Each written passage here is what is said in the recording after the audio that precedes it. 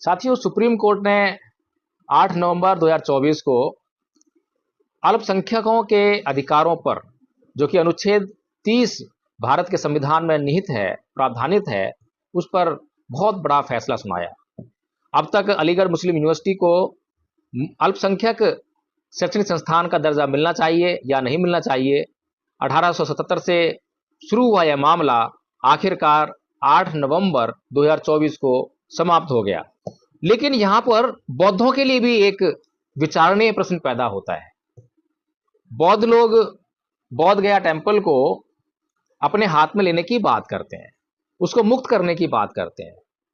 बौद्ध गया टेम्पल यानी बौद्ध गया का जो बुद्ध मंदिर है, बुद्ध विहार है, उसको बौद्ध गया टेम्पल एक्ट 1949 के अंतर्गत चलाया जाता है, जिसमें कि केवल बौद्धों को उसके मैनेजमेंट में नहीं रखा गया, बल्कि उसमें ब्राह्मणों को भी शामिल किया गया है, जो कि हिंदू होंगे, पंडा होंगे, और बौद्धों को भी शामिल किया गया है। इसके अलावा वहाँ एक डीएम की व्यवस्था की गई है, उसको उसमें शामिल किया गया मैनेजमेंट में।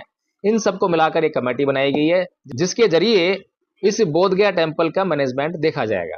साथियों, भी एक प्रश्न पैदा होता है, जैसे कि बोध गया टेम्पल के लिए बौद्ध लोग आंदोलन करते हैं। अगर मान लीजिए कि भारत सरकार ये निर्णय करे कि चलिए हम बौद्धों को बोध गया मंदिर देने के लिए तैयार हैं, तो अब ये प्रश्न उठेगा कि बौद्ध कौन है, किसे बौद्ध कह रहे हैं। जहां पर हम देखते हैं कि भारत के अंदर जो बोध गया के बुद्ध विहार के लिए जो आंदोलन चल रहा है, इस महाविहार को वापस लेने का जो आंदोलन चल रहा है, वो किन लोगों के द्वारा चलाया जा रहा है। यह आंदोलन इंटरनेशनल बुद्धिस्ट कम्युनिटी नहीं चला रही है। यह आंदोलन जो ट्रेडिशनल बुद्धिस्ट होते हैं, परंपरागत जो बौद्ध हैं, वो नहीं चला रहे हैं। इस आंदोलन को चला रहे हैं बाबा साहेब डॉक्टर भीमराव अंबेडकर के अनुयायी लोग, यानी कि जिन्होंने बाबा साहेब डॉक्टर भीमराव अंबेडकर के आह्वान पर 14 अक्टूबर सन 1956 को बौद्ध धर्म ग्रहण किया, और उसके बाद जो बौद्ध धर्म के प्रचार प्रसार के कारण जो बौद्ध बन रहे हैं, यानी कि जो दलित समुदाय से आने वाले लोग, SC ST OBC समाज से आने वाले लोग जो कन्वर्ट हो रहे हैं, वे लोग अब इस महाविहार के स्वतंत्रता के लिए आंदोलन चला रहे हैं। अब सोचने वाली बात यह है, क्या ये जो लोग अपने आप को बौद्ध कहते हैं, क्या इन्होंने हिंदू धर्म में और बौद्ध धर्म में एक विभाजन रेखा, एक स्पष्ट विभाजन रेखा खींच ली है, जिसको कि पहले ही परम पूज्य बाबा साहब डॉक्टर भीमराव अंबेडकर ने भांप लिया था। इसीलिए 14 अक्टूबर 1956 को जब उन्होंने 22 प्रतिज्ञाओं के माध्यम से धर्म परिवर्तन कराया था, तो उसका मकसद यही था कि क्योंकि ये जो घाल माल का मामला जो है बहुत पुराने समय से चलता रहा है, त्रिपिटक में भी बहुत बड़े पैमाने पर संस्कृत के माध्यम से बहुत बड़े पैमाने पर घाल माल किया गया, तो इसका अंदाजा बाबा साहब को भी था। इसीलिए उन्होंने जो है 22 प्रतिज्ञाओं को इसका माध्यम बनाया। लेकिन उसके बाद भी 22 प्रतिज्ञाओं को लेकर यह समाज लगातार घूमता रहता है, उनको अपने सर के ऊपर रखकर ढोता रहता है, लेकिन 22 प्रतिज्ञाओं के भीतर भावना क्या है उसको समझने का कभी भी प्रयास नहीं करता। अब उदाहरण देता हूं कि मान लीजिए एक बौद्ध व्यक्ति है, उसकी महिला जो कि सिंदूर लगाती है, मंगलसूत्र पहनती है, हाथ में चूड़ियां पहनती है, पाँव में पाजेब, माथे पे सिंदूर, ये सब करती है, बिंदी वगैरह, यानी कि यही सब जो काम है हिंदू महिला भी करती हैं। हिंदू महिला इन्हीं सब बातों को सुहाग की निशानी बोलती है। बौद्ध महिला भी जो है इन सबको सुहाग की निशानी मानती है, तभी तो पहनती है। तो इस तरह से कोई भी बौद्ध महिला हिंदू हो जाती है, बौद्ध होते हुए हिंदू हो जाती है, और कोई भी हिंदू महिला अगर बौद्ध महिला वो है, तो वो भी अपने आप को बौद्ध कह सकती है। तब आप महाविहार का जो मैनेजमेंट है वो किसको देंगे? तो सबसे पहले किस बात की जरूरत है जिस पर कि अब तक बौद्ध समाज ने, भारत के बौद्ध समाज ने, भारत के परम पूज्य बाबा डॉक्टर भीमराव अंबेडकर के बौद्ध समाज ने अभी तक सोचना भी शुरू नहीं किया है। काम करना तो बहुत दूर की बात है। इसी बात को निश्चित करने के लिए धम्मपद संघ ने एक प्रोग्राम बनाया, योजना बनाई, और सबसे पहले जो है सिद्ध किया, उसको डिफाइन किया कि धर्म परिवर्तन आखिर है क्या। अभी तक जो धर्म परिवर्तन पूरी दुनिया में देखा गया है, समझा गया है, वो केवल प्रतीकात्मक धर्म परिवर्तन है। प्रतीकात्मक जैसे कि मंदिर मस्जिद का बदल जाना, कोई आदमी हिंदू है, उसने धर्म परिवर्तन कर लिया, मुसलमान बन गया, तो वो मस्जिद जाने लगा, फिर उसके पहनावे में परिवर्तन हो गया, उसके झंडे बदल गए। इसी तरह से जो है ये प्रतीकात्मक परिवर्तन है। फिर परंपराओं, रीति रिवाज और उत्सवों त्योहारों में परिवर्तन, इस तरह से भी धर्म परिवर्तन देखा जाता है। लेकिन जो तीसरे प्रकार का जो धर्म परिवर्तन है, चित्त का परिवर्तन, जिसको केवल और केवल बुद्ध ही कहते हैं, और बुद्ध की ही मांग है कि जब तक ये वाला परिवर्तन नहीं होगा तब तक जो है कुछ भी कर लो, तुम्हारा कल्याण होने वाला नहीं है।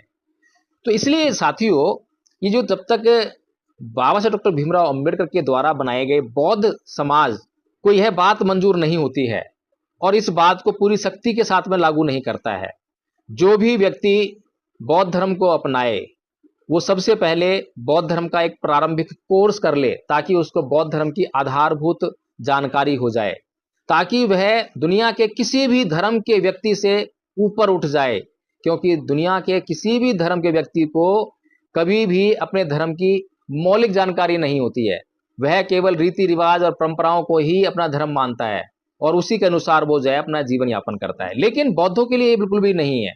बौद्धों के लिए बौद्ध धर्म की मौलिक जानकारी होना बड़ा आवश्यक है, क्योंकि बुद्ध ने कभी भी यूं ही अपनी शरण में आने के लिए किसी को आमंत्रित नहीं किया।